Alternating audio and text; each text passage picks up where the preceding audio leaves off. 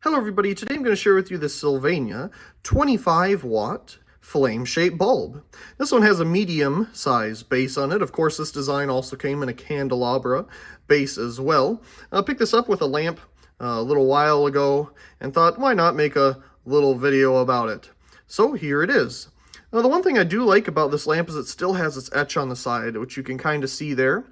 Sylvania 120 volt, 25 watt, made in, I'm guessing, Taiwan. It's really small, I can't really tell. But either way, the etch is still there. And we do have a print here on the base. Maybe that's some type of date code, I'm not sure. Pretty standard aluminum base on this with a V-shaped filament, so nothing totally special. We do have a little bit of extra cement here sticking out of the side. I've noticed that sometimes on these bulbs. They just put way too much in and it just goes out the side. We do have the little tip on the top here. Of course, there's the other versions where it just doesn't have that, but this one does. I forget the model of this design. It'll be in the thing above. It's either a C or a B, but it's up there. So let's go ahead and put it into our socket here. And there we go. I'm getting about 25.2 watts. I'll turn off our lights.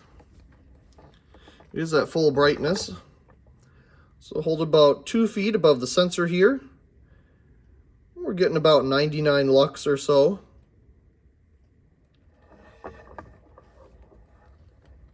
And you'd mostly find these in like chandeliers or wall sconces, because a lot of chandeliers have candelabra bases. But wall sconces, novelty lights is where I found this one in. Because of its small size, it can be used in many applications, and it's not too overly bright.